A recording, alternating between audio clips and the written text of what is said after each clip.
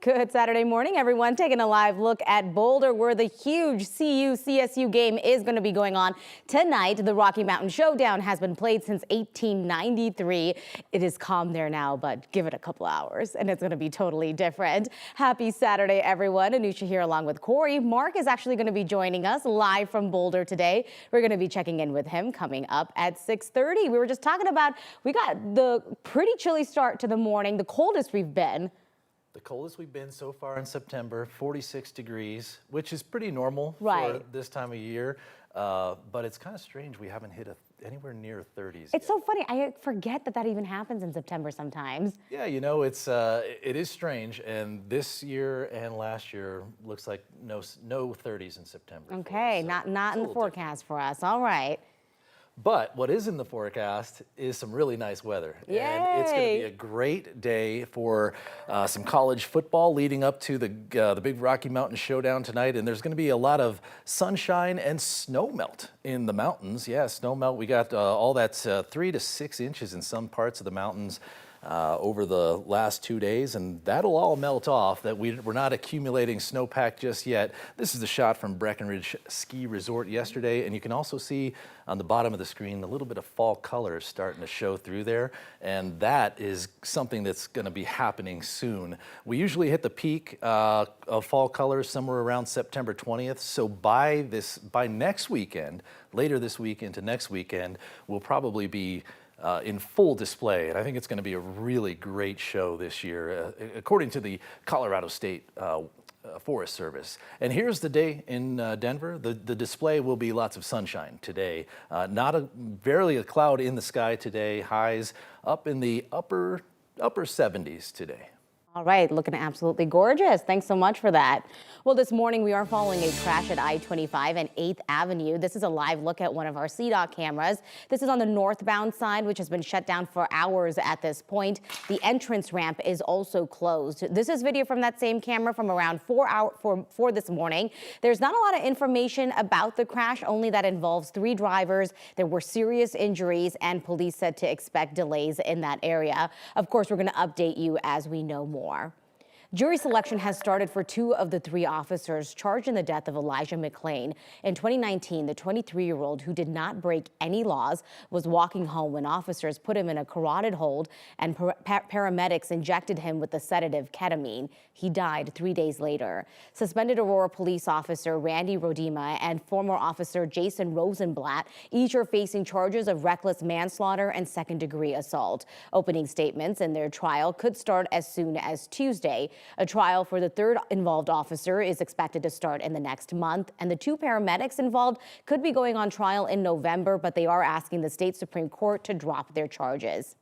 We also have an update for you this morning. The former police officer who put a woman in a patrol car before that car was hit by a train will not be spending time in jail. That was a result of her sentencing this week for her 2 misdemeanor convictions. It happened a year ago in Fort Lupton. The woman did survive. 9 News reporter Kelly Rinke is sharing why the judge changed his mind on punishment on the bench. Jordan Steinke never imagined her career in law enforcement ending this way, telling a judge she was sorry for the decision she made a year ago that took away her badge. As a police officer, I never intended for another human to come to harm under my watch. I feel very much responsible for what happened to you that night. Steinke spoke directly to Yarini Rios before a judge issued a sentence. She put Rios in a patrol car on the tracks before a train hit it. The former Fort Lupton officer was convicted of 2 misdemeanors. I understand, recognize, and empathize that Ms. Rios Gonzalez and her family have endured a great deal of physical, emotional, and psychological pain. Rios survived with numerous broken bones. She has communicated multiple times that she feels very sorry for Ms. Steinke. Rios' attorney told the judge she didn't feel strongly about jail time. It's a punishment the judge thought about and then seemed to change his mind. Ms. Rios Gonzalez has shown that compassion and grace should win out. Steinke will now serve 30 months of probation, and she's required to get a mental health evaluation. Since that day, Steinke says she's battled with PTSD. What happened that night has haunted me for 364 days. I remember your cries and your screams. A traumatic ending to her career has her promising to stop this from ever happening again. I will educate not only current and future police officers, but any and all who will listen. Stanky will also have to do 100 hours of public service. Her misdemeanor convictions of assault and recklessness mean she can never be a police officer in Colorado. Republican Congresswoman Lauren Bobert is now offering an apology for not telling the truth about the vaping, groping, arguing, and disruptive behavior that got her kicked out of the Denver Center for the Performing Arts last weekend. Bobert initially denied the behavior, that is, until 9 News political reporter Marshall Zellinger obtained security camera video that shows her vaping, taking photos, getting frisky with a male companion, and then ignoring requests to stop until she was escorted out. Bobert now says that she forgot that she was vaping in the theater, and that's why she denied it. She blamed her pending divorce for her behavior and said that she fell short of her values. This morning, Mount Evans is now officially Mount Blue Sky. The U.S. Board on Geographic Names voted to change the name. The mountain was previously named for former Governor John Evans, who authorized the Sand Creek Massacre. The Southern Cheyenne and Arapaho tribes wanted the name changed to Mount Blue Sky, and a state advisory board and Democratic Governor Jared Polis had agreed. The vote was supposed to happen in March, but the Northern Cheyenne tribe, now in Montana, uses the phrase blue sky in ceremonies and said the name change was sacrilegious. They wanted the name Mount Cheyenne Arapaho. This week, the board still decided to go with Mount Blue Sky, saying they could not reach a decision that would satisfy everyone.